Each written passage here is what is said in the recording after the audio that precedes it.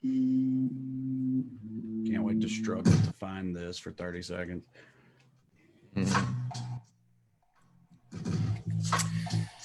What are things Trae said when losing his virginity? Well, hey, there we are. We are fired up. Good timing on that one, everybody. Welcome back to Evening Skews with me, Trae Crowder, and my venerable co-host, Smart Mark. Smart Mark's over there. Where's my whatever side? I forget. I think it's reverse. But see my screen name? No, I've already rebutted that.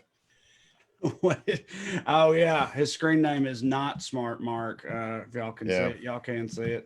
So here we are, and we like to start out the show typically with whatever the dumbest thing that is happening presently in the country. Like, I don't know if people picked up on that, but we like to start with stupid shit that's going on, and we got a doozy today. This is one of the dumber things in recent memory.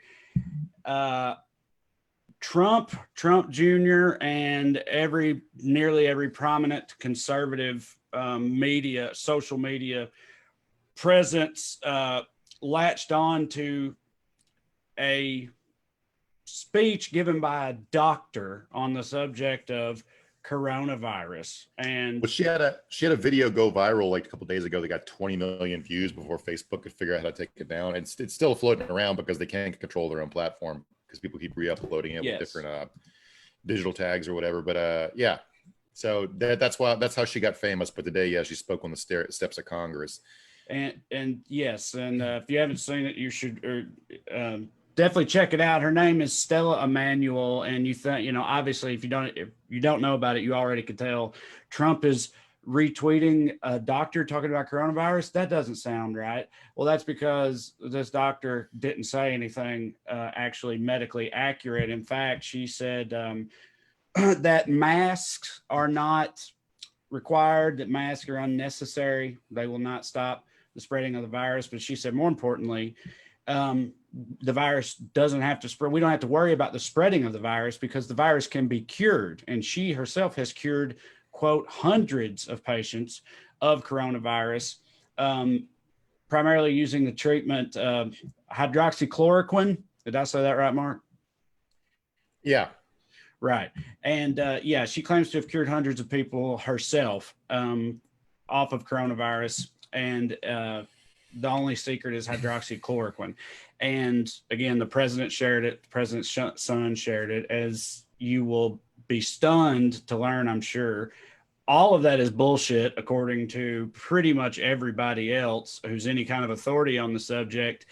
And that would be bad enough because it's bullshit. It started getting taken down by Twitter and Facebook, and they limited Donald Trump Jr.'s access to Twitter as a result of him breaking the rules by spreading COVID-19 disinformation, which has led to them claiming, discrimination against conservative voices on their platforms. And it's, typical liberal big tech and whatever the hell else. And all of that would be bad enough if that was it. It was just a doctor saying just a quack saying some bullshit that they then spread as facts. But that is not it. It goes so much further and gets so much stupider than that. Mark, you want to take over and talk about some of the other things this doctor has purported? Well, she alleges that alien DNA is currently used in medical treatments, and that scientists are cooking up a vaccine to prevent people from being religious, which I would absolutely take if they had it, but that's just me. And she also claims that gynecological problems like cysts and endometriosis are caused by people having sex in their dreams with demons and witches. So, and she's a pediatrician, so I don't know why she's thinking about gynecological issues so much. Anyway, I don't know, man. These people jump off and they go viral because they tell people things they want to hear, like the fact that you can't die of COVID if you just take hydrochloroquine, which they're back on hydrochloroquine. I don't fucking understand. Sorry for cursing. I'm not sure. I've never been clear on whether we're cursing or not. Fuck it. I'll do it. I don't understand why they're back to it now. We came off this 3 months ago. We've been in this COVID hell for 5 months now. Like there's so many cycles of it, and you just can't like. They just want to be right so bad, which Right. is not how science works. Science works deductively, where you take swings and you miss, and you go back and start over. It's okay to be wrong, but like it's not okay to be wrong a third time. And And yeah, and it's like I was laughing because it is the sheer lunacy of this lady is just objectively funny in my opinion. But also, like, let's be real, this is supremely fucked up because I mean, this is actively dangerous. It's incompetent to the level of endangering more people. We've already 140,000 plus people have already died from this virus, and now leadership is actively spreading disinformation like this. And it's like, it is funny, but it's not funny, right? Like so many things where Trump is concerned.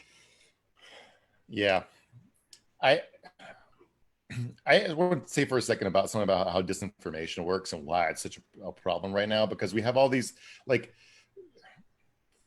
social media companies that put themselves and tech companies that put themselves in this box where they either have to decide whether to take things down or not take them down. And it becomes an argument about the First Amendment and Section 230 of the Communications Decency Act. But in reality, the problem is the algorithms prioritize engagement over everything else, right? So like if Yeah. it disinformation is more popular on social media networks than information because it's less boring. So it gets more actively shared. So the algorithm steers more people to it.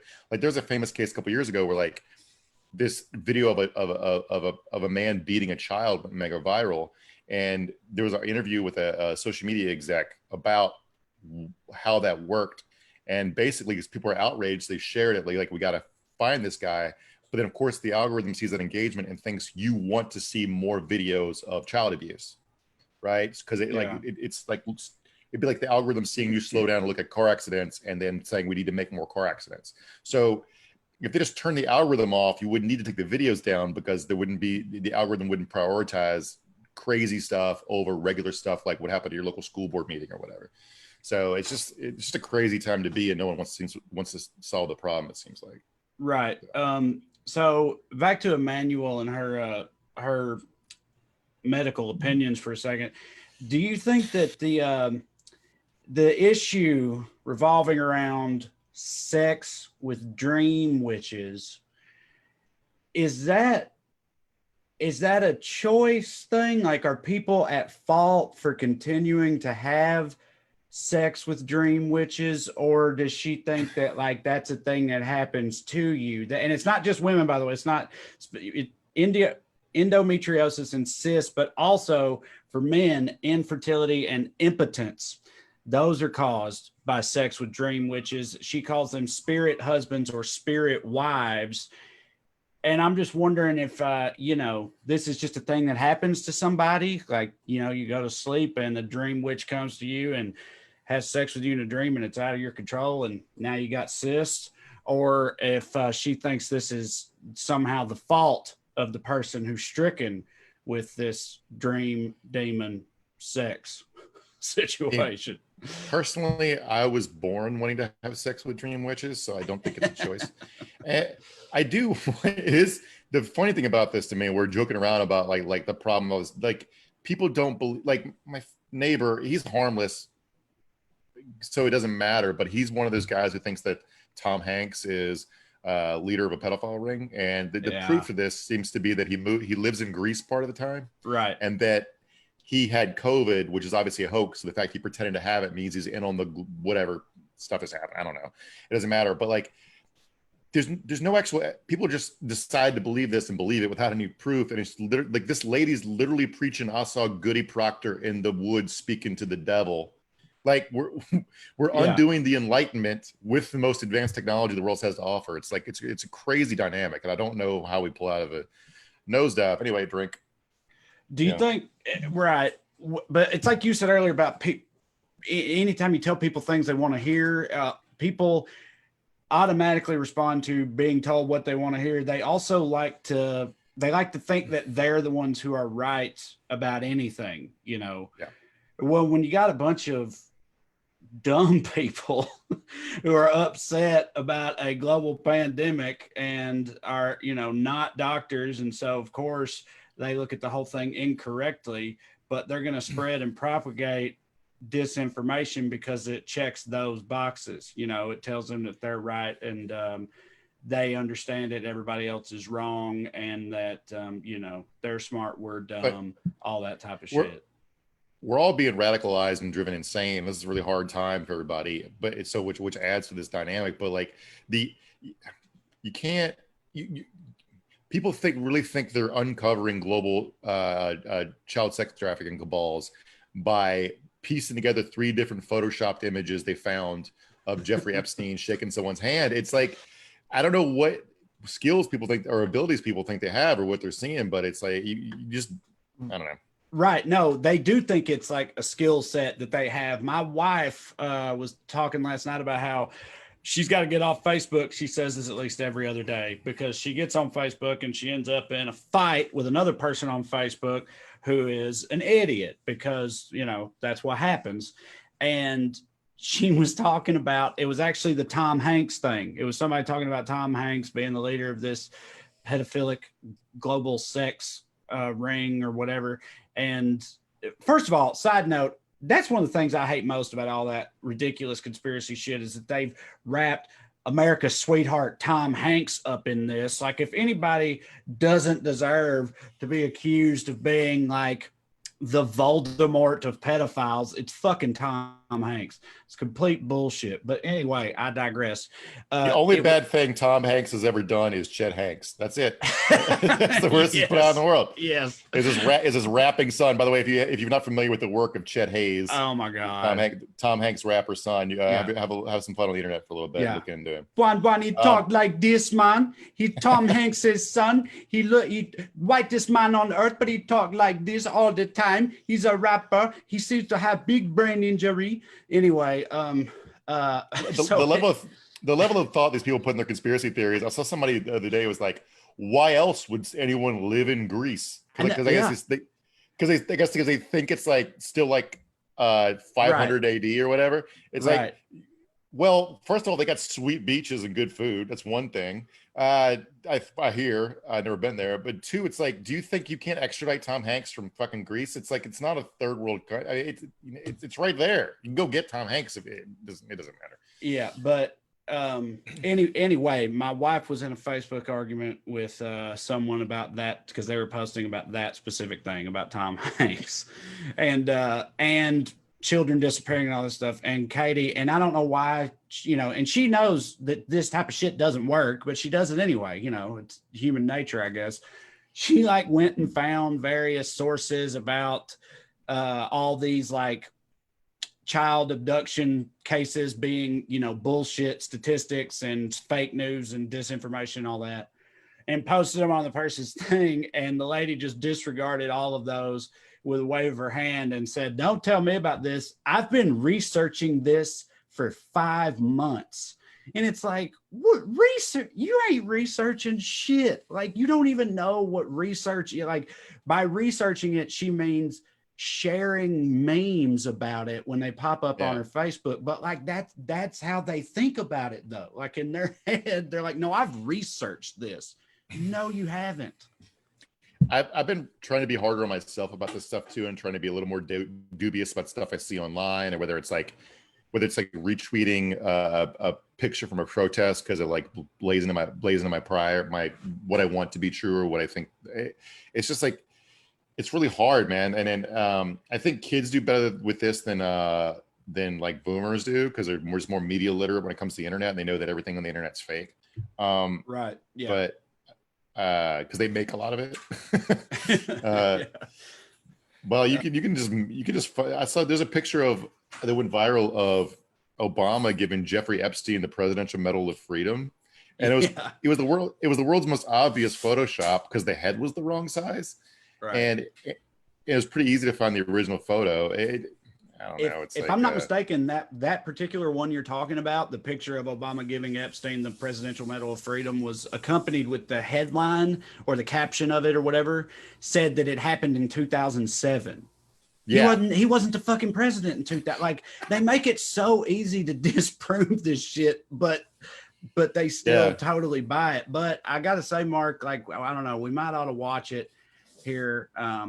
We'll be lucky to get through this episode, I think, before all of Facebook comes down, because Dr. Emmanuel, who we were talking about earlier, when Facebook limited her, took down her page and all this for disinformation, she has made it clear that if Facebook does not restore her privileges and her videos, that Jesus Christ will tear Facebook down in vengeance for her. So I will go back to church. yeah. What if that was how Jesus finally does come back, is on Facebook? That's when he. I mean, like, the thing about the Obama Epstein meme, it's like that could have been made by somebody, ironically, to show how stupid people are for sharing it. They don't even know when Obama was president. It's like the people who think, who will say stuff like, "Well, when 9/11 happened, under Obama's presidency, what did he do about it?" It's like, well, that was, man, you don't remember shit about 2000s.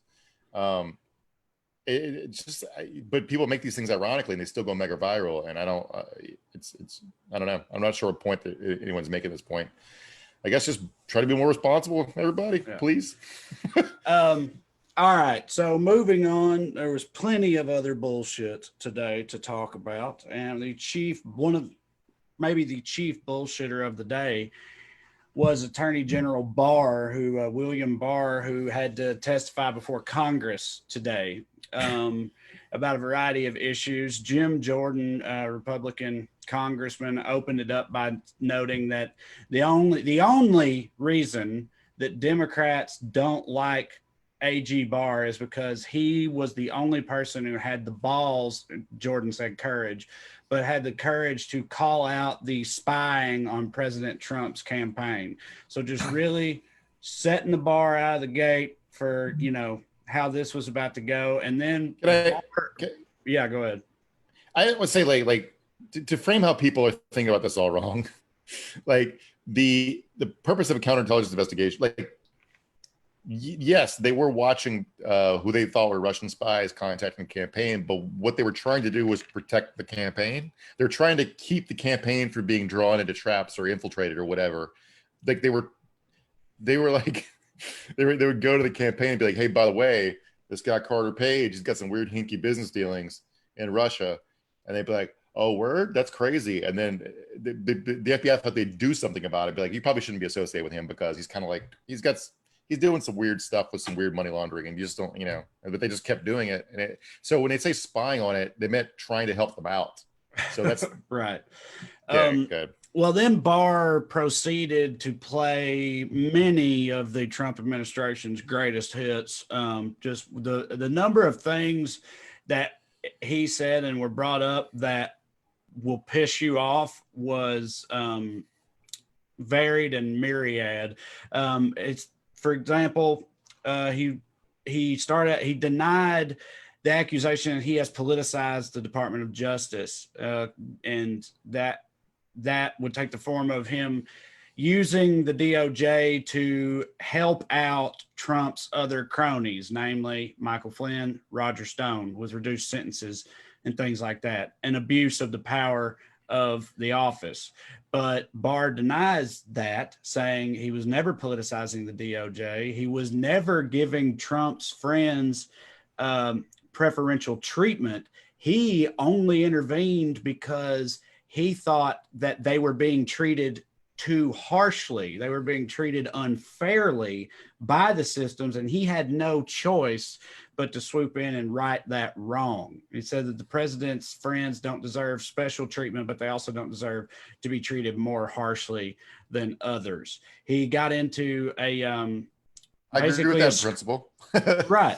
He got into a screaming match basically with a Democratic congressman about this, and ended up yelling at him about Roger Stone. Do you think it's right for a 67-year-old man to go to prison for 7 to 9 years?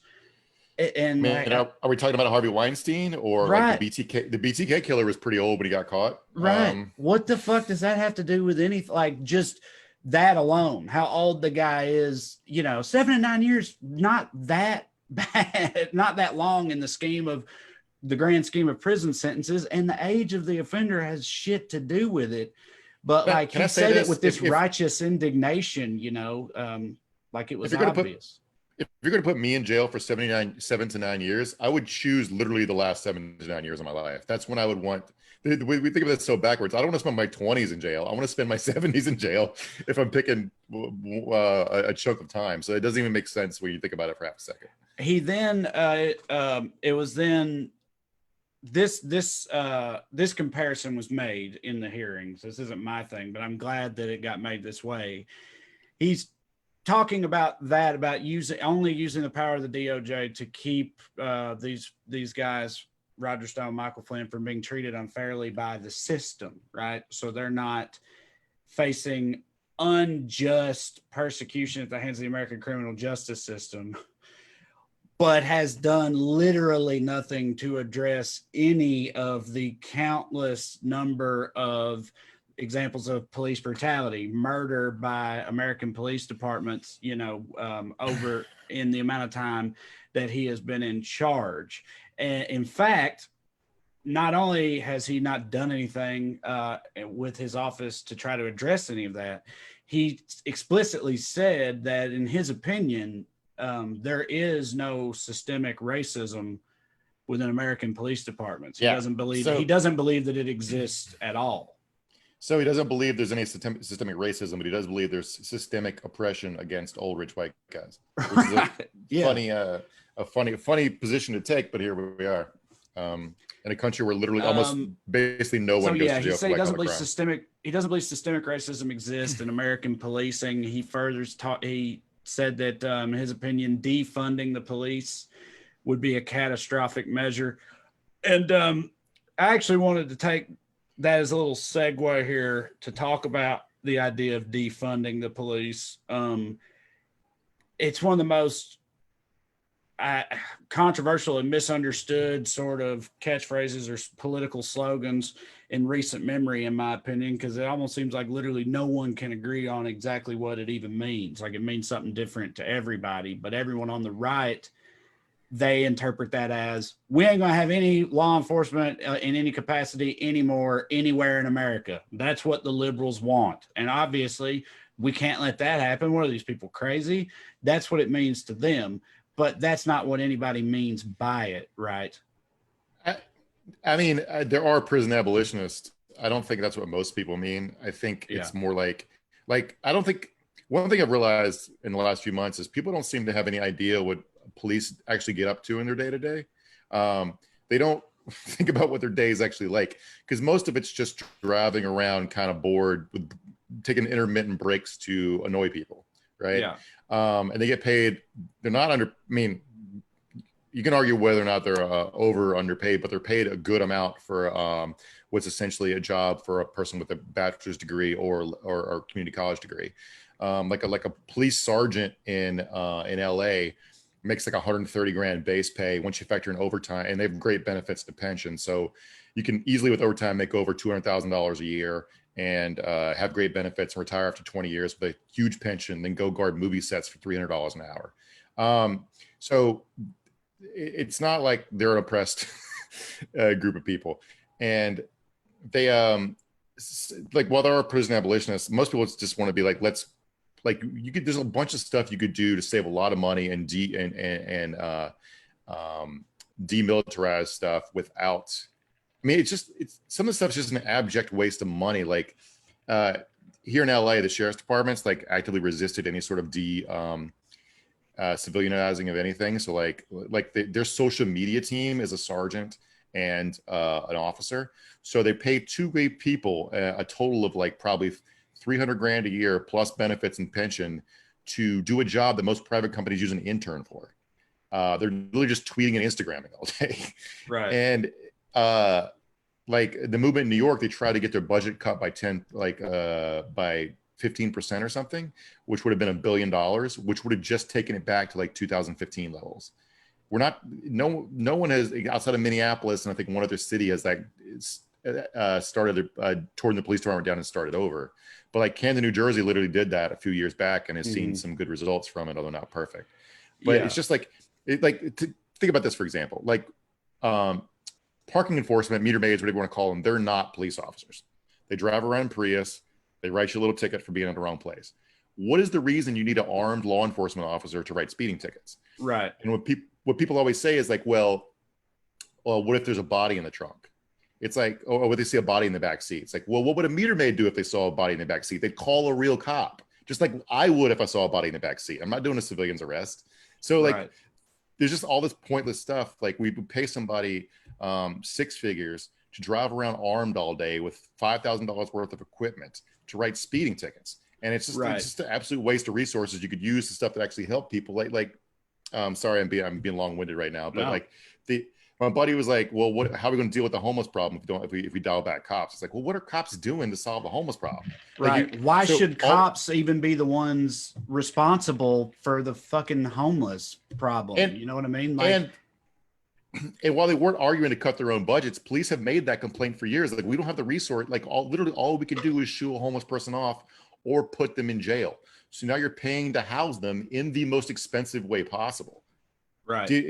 You can put them in an apartment for much cheaper. You can put them in jail. It's just a huge waste of resources. It's more expensive to do the wrong thing. That's what we do here in America is we pay extra to be worse. Yes. Yeah. Right. Like you said, there's a lot of different things we could do that would fall under the banner of defunding the police, which honestly, like if I'm being completely honest, that is part of me. I support the notion behind it 100%, but I don't know entirely about the slogan just in and of itself because of how many different ways it could be interpreted and misinterpreted, but regardless of that, there's many different things you could do. You touched on a lot of them. Like there's no reason that an armed cop has to show up to basically any kind of problem that anyone ever has. There's plenty of different like mental health problems, drug addicts, the homeless, that type of thing. You don't have to speeding, like you said, minor traffic violations. There's no reason that an armed police officer should just automatically be required for a huge chunk of day-to-day problems that people encounter. Any kind of civilian or community oversight, like having like accountability is obviously a huge problem. Make them accountable to some entity that isn't a law enforcement. It's a community board that has oversight of the local community police department, shit like that. Like people act like they say defund the police, they just shoot it down, and then they're like, it's just ridiculous. But there's a million different little things that could be done, if we were just open to the conversation about it. Also, though, a lot of times what the opposition says, like, no, what needs to happen is better train. They need more training. We need to put more. We don't need to defund them. We put more money into training them. And like, maybe, but it depends heavily on what the training is. Mark, do you know about this guy, Dave Grossman? Have you ever heard of that guy? He's the warrior cop guy, right? He trains police all around the country, goes around the country giving training seminars to police departments. Yeah. Okay. This guy, his program is called Bulletproof Mind, Dave Grossman's Bulletproof Mind, teaching law enforcement agencies across the United States militarized tactics in which officers are told to see themselves as being at war on the streets. He's a retired Army Ranger and former West Point instructor who's been teaching these cop classes for more than 2 decades.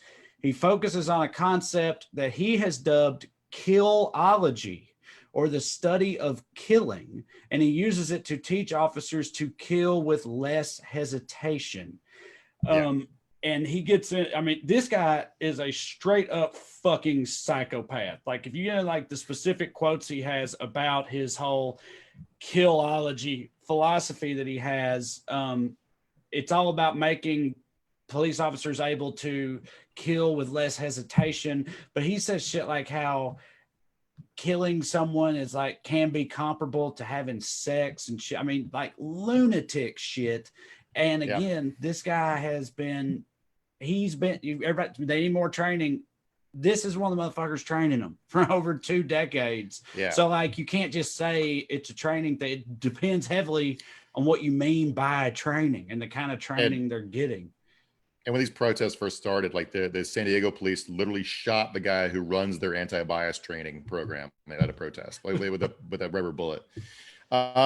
So like, yeah, I mean, they've been through the training. They know what they're supposed to be doing. They don't want to be doing it. I mean, like they're literally in Portland. A federal judge court ordered them to stop shooting reporters, and they were still doing it last night. Reporters were recording themselves being shot with rubber bullets and tear gas, and had to, even though a judge has ordered them not to do it. They don't believe in the concept of oversight. It's not that they don't know the rules. It's they don't think the rules should apply to them. And it's places like, look, take a step back for a second about like the idea, like the guy also, one of their slogans, the warrior cop stuff is like the killology stuff is it's better to be tried by 12 than carried by 6. It's one of the slogans that it's better to be, face prison for murder than it is to possibly die. But like, you miss the point of the whole thing, which the job you're volunteering for is to value your life less than the people you're protecting. Right. You're supposed to be willing to risk your life to save other people. That's the whole premise of the job. It literally says to protect and serve on the side of the cars. But also, like, being a police officer is not that dangerous relative to either how dangerous being a police officer was 30 years ago or other jobs today. It's not even the top 10 most dangerous jobs. Like crab boat fisherman and logger and farmer are more dangerous. Construction worker. Those people don't kill with impunity. And lastly, like thinking that way actually gets police officers hurt more because one, they shoot each other a lot. Like there's a lot of friendly fire deaths with police officers because they're so amped up, they miss and hit each other. 2, they die in a lot of car accidents. It's actually the second most common way police officers die in the line of duty. And I was reading this conservative expert on police psychology or whatever was talking about one of the problems with that is during ride-alongs he's done, guys will be doing 80 miles an hour without their seatbelt on. And the reason they don't wear seatbelts during pursuits or responding to calls is they want to be able to jump out the car ready to be in the middle of a gunfight. Right. There aren't a lot of mass gunfights in America, but there are a lot of car accidents. It's literally not understanding statistics or what risks you're actually under, and they're dying because of it. So they're killing themselves with their own ideology. Yes. So it seems to be that there's a problem with cops, generally speaking, in this country. And of course, the Trump administration's response to that thus far has been to try out super cops, super secret cops. We've talked multiple times on the show about the federal agents and that he's deployed in Portland. Well, that came up with Barr today before Congress. And of course, he defended the practice, saying that they are necessary to defend the federal buildings in Portland, specifically the courthouse. That's the only reason they're there, is to stop these crazy protesters from burning down the courthouse. And they had no choice but to deploy them. And he also said that it's unfair and could potentially put their lives in danger to call them things like stormtroopers. Nancy Pelosi and tons of other people have called them Trump stormtroopers, and Barr admonished that practice, saying that it's irresponsible and could put them in further danger. So, well, I mean, all they've done is get look, we're the real loggerheads here because neither side appears to be backing down. The protests are getting bigger and bigger and bigger, and Barr is sending in more and more officers. So like, eventually one of 2 things are going to happen. 1, there's going to be a Kent State like massacre there, or 2, the federal agents will have to pull back and the protesters will burn the courthouse because they've basically been dared to do it. But I don't mean to sound like Allen Iverson right now, man, but we're talking about buildings. right. Like, it's graffiti. You can build a building again. If it's what it takes to let this be over with, let them burn down the building. Graffiti some shit. It's graffiti. Right. Like the lawsuits that come out of this are going to cost the government way more than rebuilding the building would. So I don't know, man. I guess this is also frustrating because it's just a bunch of stubborn the government just being a bunch of stubborn dumbasses with refusing to concede an inch, and they're going to lose a mile because of it. Yeah. So yeah, just in summation, fuck Bill Barr. But I think you had said you had something else you wanted to say on this subject before we got off of it, if I'm not mistaken. Uh, Or do nah, you don't want to get into it? All right. nah. All right. It's a long subject. It was about Jim Jordan and Russia and all that shit. I wanted to. Yeah. It's a long rant. We can move on because we're already Well, halfway through the show. well, maybe we'll do it Thursday, but yeah, because Yeah. I do want to at least a little bit talk about another subject that we had planned on hitting on, which is the looming housing crisis in America, and how we seem to be just waiting for it to happen and not doing anything about it.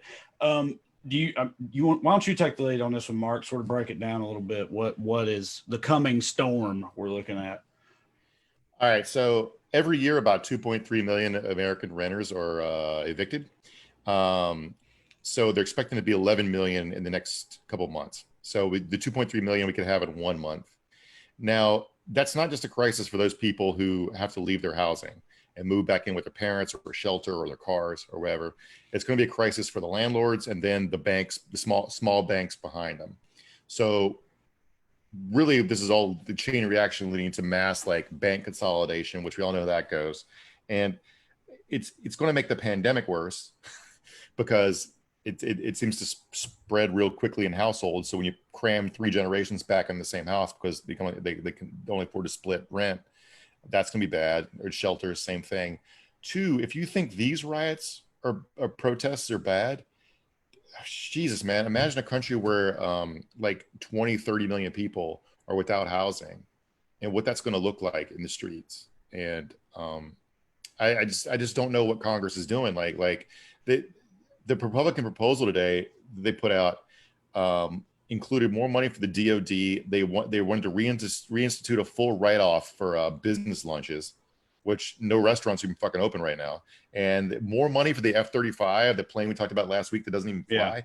Yeah. It's the thing is it's real Marie Antoinette shit, and I guess I don't know if they're trying to die. I don't know what they're trying to do.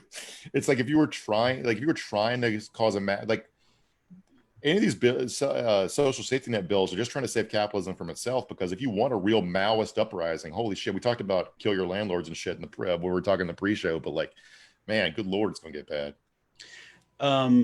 Aaron Blythe O'Brien commented, says, this is a quote from Bill Moyers. The rent moratorium is ending. Some 20 million people in rented apartments face eviction, meaning the adults thrown on the street will have no address from which to vote.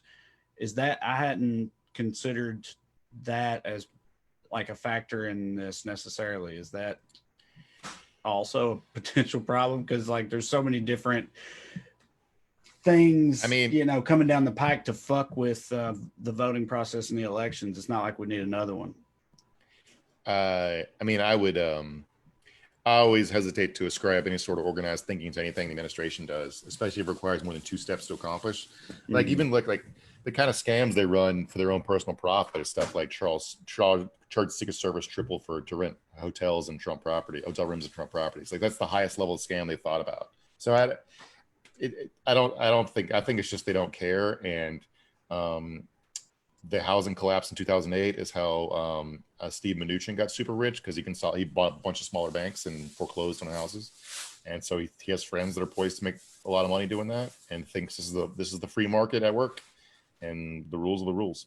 So yeah, you said in the pre-show you said you saw a statistic that said maybe 60% of renters in the state of Tennessee, my home state, will be evicted when this comes down. That's a fucking crazy high number, man. 60, like that's more than I would have guessed. I knew it was bad, but I wouldn't have put it as that high. Like that's fucking nuts. I saw it at 27% in like it was like state by state, like 27% in California, which seems low to me because rent's so high here. But But I mean, renters by definition are often people who live check to check, especially in in California. Everything, I mean, in cities, everything's an apartment. So even like well-off people will live in apartments and condos often. But like in a state like Tennessee, like, I mean, when I lived in Dallas, my mortgage was $400 a month. I don't know what it would be in rural Tennessee, but if you're living in an apartment, in a small town in Tennessee. That's probably a financial, workaround. Carmen Estrada says that's a possibility. Talking about the voting problem part of it. That's a possibility in certain states. Poll goons have already signed up to watch the voting polls. What's to stop them from harassing voters with lists of people who have been evicted, or I guess like checking addresses and whatever else.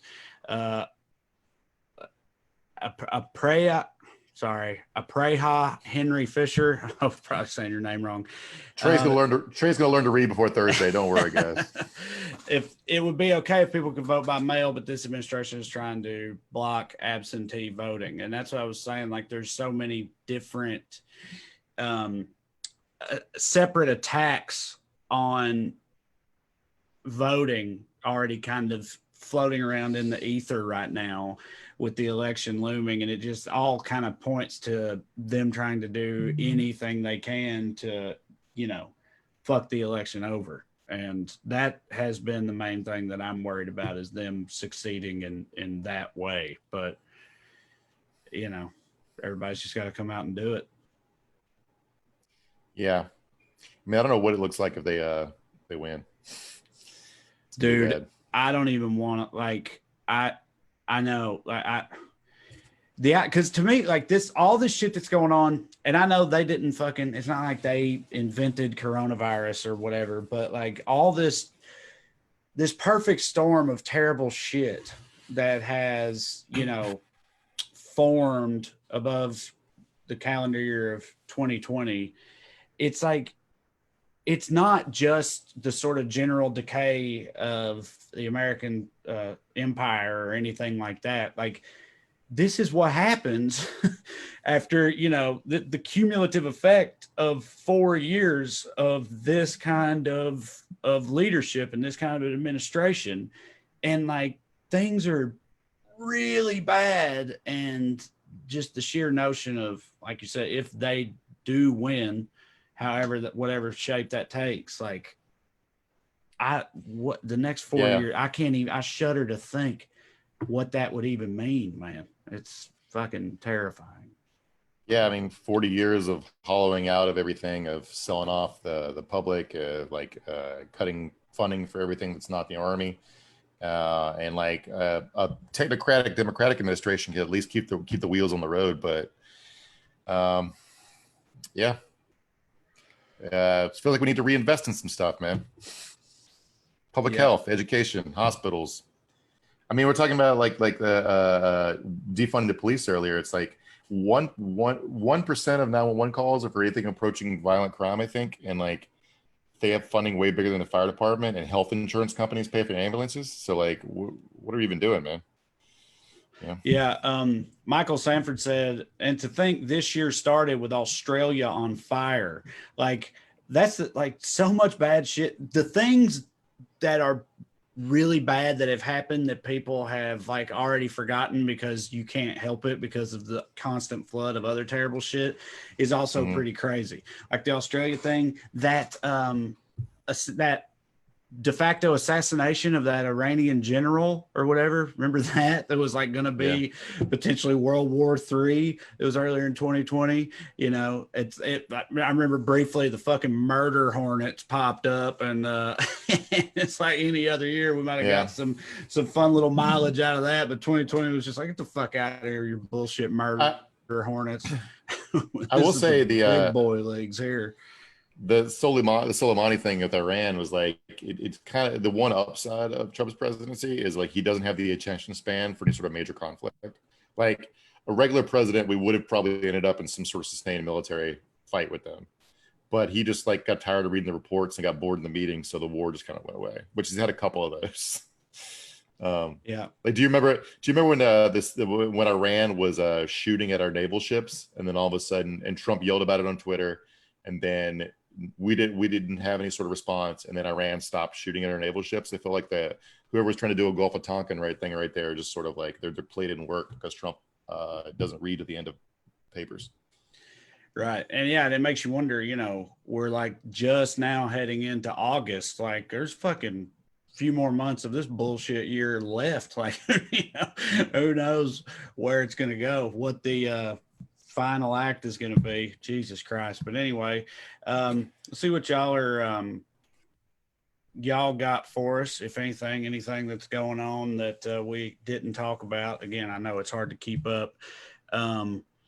And Matthew Thulin just said, well, then, Trae, is Trump being reelected the icing on the cake of 2020? I fucking hope not. And yeah, I hear you, brother. But, the way year is going, again, I don't even like to talk about that out loud or think about it too much. I'm so pessimistic about the idea of that happening. Let's see here. Yeah, I mean, it's definitely within the realm of possibilities, although it seems extremely unlikely by now. I saw that like Nate Silver was like, the economy is projected to rebound by November, so maybe that could help a few percentage points. I'm like, how the hell is it going to rebound? What planet is everybody on? Morgan Voorhees said the fucking FBI announced we had aliens and no one even cared. You know what he's talking about? That yeah, they've announced several times the last few years that aliens are real and no one seems to care. Yeah.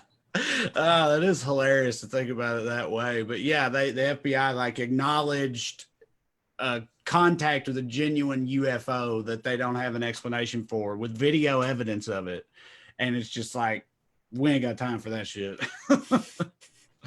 That would be a good final act for 2020, is the aliens finally show up.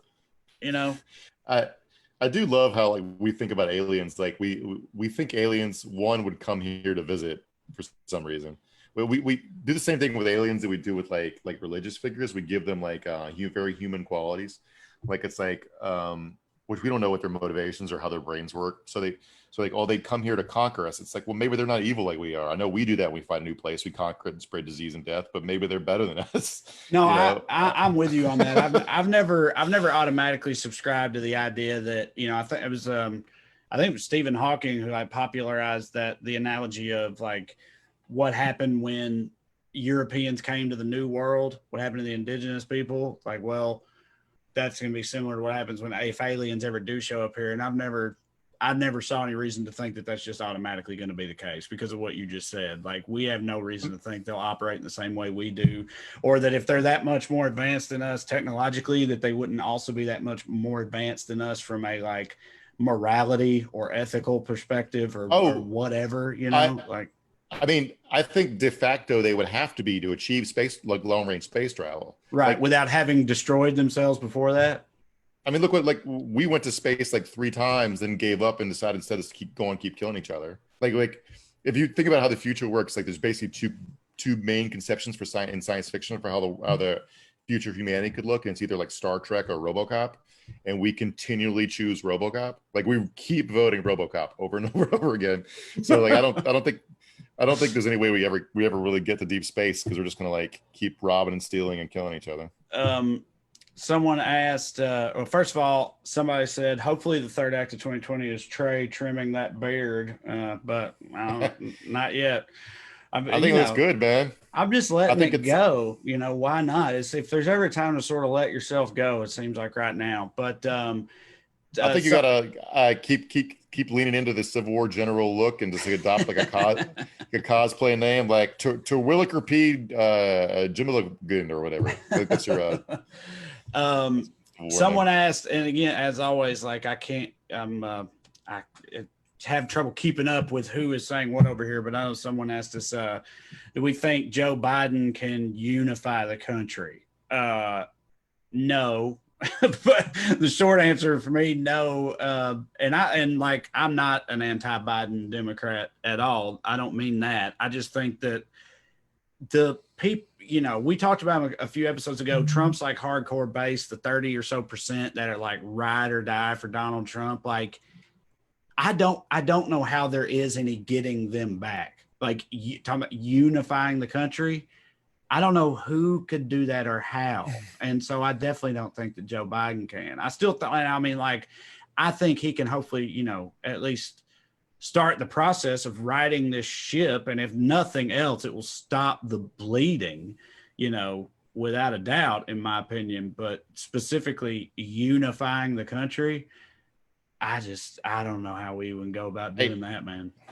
I don't know if the country's ever been unified, and I don't.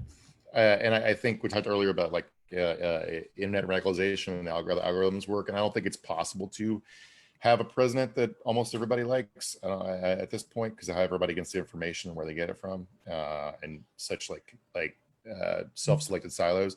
But also, I think it's bad to even thinking. I just don't like thinking in those terms, because it feels like it falls in this the president being our national daddy. It's bad, you know. Yeah, just a politician. A lot of people are commenting on our little discussion of aliens, and the general consensus seems to be some version of like, dude, aliens ain't gonna fuck with us. Like somebody said, Earth is clearly the Florida of the cosmos. Somebody else said they're presumably searching for intelligent life. Why would they stop here?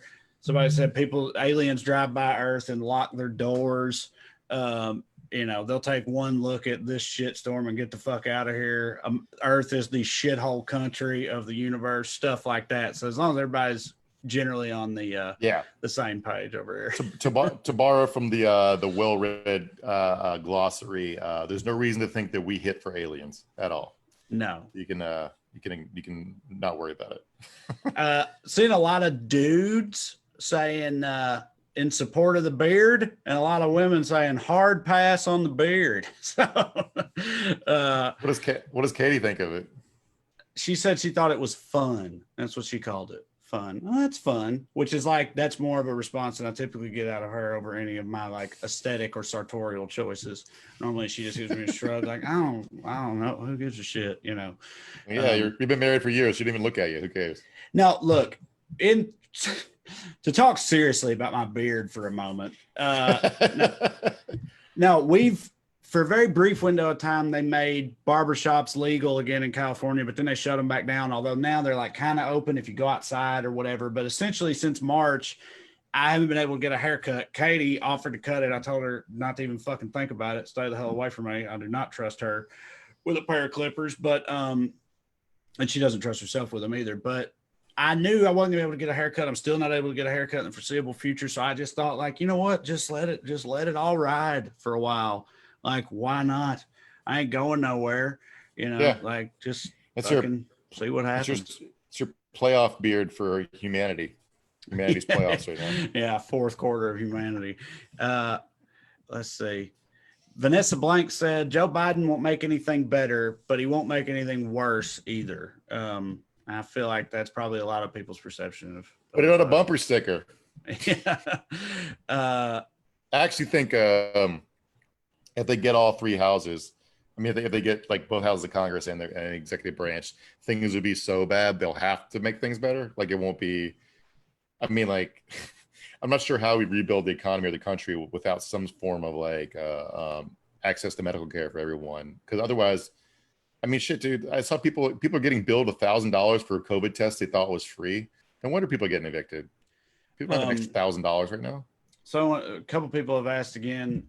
Biden's VP pick is coming up soon, and who we think it's going to be. I've seen some chatter recently about Susan Rice, the former national security advisor, which and it seems to me that most of the basis for that speculation is that her and Biden are real tight, but like, I don't know, that feels like that would be an odd choice to me. Like, yeah, I mean, what we definitely need is to argue about Benghazi for 4 months right now. Right. That seems like definitely what we should do.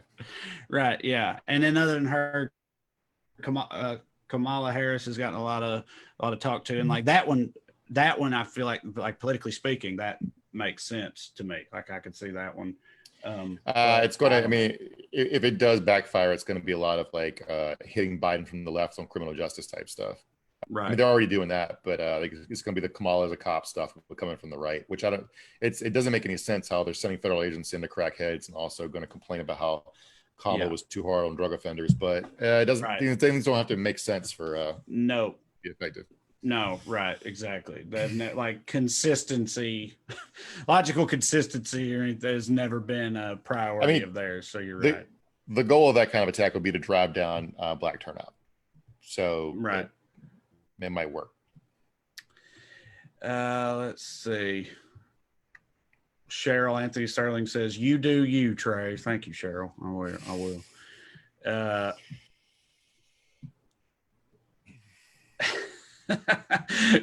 A lot of talk about the beard over here. Connie Gage, I like the mustache, the beard, but your body, your choice. Becky Mabry said, "My husband could shave his mustache and I wouldn't notice." Yeah, I think you and Katie are on basically the same page there. Denise Tharp says, "My daughter has a Settle for Biden t-shirt." And I mean, yeah, sometimes it's not always the wrong move to settle in life. Like sometimes that's really what you need to do. Look, there's no one politician is going to fix everything, right? And you don't have to think of the like I said earlier, like the president is your national daddy. There's lots of stuff that other ways can be fixed, and they always say the wrong thing before they settle on something, a compromise somewhere in the middle. Like today, Steny Hoyer was like, "Oh, we're willing to totally give away the extra $600 in the next bailout bill," and then Nancy Pelosi's office was like, "No, we're not," after they got yelled at. So like, you can yell at these people to get them to do what you want. They don't have to be good people. You don't have to care about them that much personally. Mm-hmm. You can just yell at them. Yeah. Ann Zarnetsky said, "Joe has a plan if you actually listen to it." I think I agree with the general sentiment of that. Like, I've come to the point, like, I sort of feel like Biden is getting a little too much shit from a lot of the left, in my opinion. Like, part of me is like, I don't really know what else or how much more you reasonably expect him to do. He's moved quite a bit to the left already. And if you actually go and look at his platform, like, there's a lot of good shit on there. Now, will he actually like accomplish any of that? Probably not. This is America. But like, it's a good starting point, in my opinion. The way I think about it is, like, first of all, he knows his name's going to be in the history books. Probably he's going to be in the history books because he's president, but he's going to be either tremendously consequential president because the hole we're going to be in, or he's going to be in the hall of mediocre presidents from The Simpsons, right? So you got to think go big now or go home. And like comparison might be LBJ, where like LBJ at the time kind of had a failed presidency in Vietnam, was a huge morass he got sucked into, but also he signed the Civil Rights Act and the Voting Rights Act and passed the War on Poverty and Great Society. LBJ was a racist. He instinctually did not want to sign the Civil Rights Act. He got pushed into it and trapped into it by people effectively mobilizing. You can do that to Biden. You can instinctually, he might not want to pass a national health care bill, but you can push him that way. Right. Yeah. Yes, I agree. Right. Like, you can push him into that. And I mean, I think that's already like happening to a certain extent. Yeah. At Ruby Moon says it's Joe Biden or fascism. And I mean, I agree completely. Like the whole like debate, we can all of us on the left can talk about Joe Biden back and forth as much as we want. But like, at the end of the day, there's only one choice just because of what the alternative is. Like, I mean, that really is ultimately the only thing that matters, in my opinion, is that he got to go. I don't think anybody who's listening to this right now is trying to decide whether to vote for Biden or Trump, or whether to vote for Biden or not vote. They're trying to decide how optimistic they can allow themselves to be. Right. So that's all we're doing right here, is trying to be like, well, it could be good. Yeah. Gene Lowe's Pascalides says, "We want change in 2024." Like, just meaning like, look, I interpret that as, we'll worry about our revolution a little further down the road. Right now, it's just, again, stop the bleeding, Let's see. Let's see what we got here. We got like a minute left. But I think this is another important point. Michael Sanford says Biden will most likely put in cabinet members that are much better than the crew that's in there now. I mean, that's another thing. Like, like the sort of like down the card kind of effects that switching Trump out for him would have are also huge and often overlooked. Like, obviously the courts are a huge one, but yes, the cabinet and the different agencies and all that. That's massive. Yeah, I mean, like Republicans in general have a habit of appointing cabinet secretaries who have a long record of actively arguing that they should destroy Yeah, the department. the thing that they're Yeah, in charge of, right? Because the small government, Mark, small government's important. You don't want big government. Then you might have stuff like yeah, government agents occupying your city during peaceful yeah, protests. If you had big yeah. That's government, that'd be yeah. bad. If you let the EPA regulate, keep a company from ducking toxins in the water, that's communism. Yeah, Um, but it does have funny side effects of believing in your bullshit. Like there's a string of Republican HUD officials who end up indicted or in jail because they assume that no one believes in the mission of the department. And what Democrats do when they run the department is hand out free money to cronies. So when they take it over, they do it, and they get caught and they end up in prison. And they're shocked because they think that's how everybody does the game. Where they don't believe anyone would actually think that the housing or urban development department should help people yeah, get housing and right. develop the urban areas. Yeah, right. Yeah. Yeah. That would be ridiculous. All right. Well, we are out of time, our own arbitrarily self-imposed time. We are out of it. That's it for another edition of Evening Skews. We'll be back the day after tomorrow on Thursday. We'll see you right here. Bye.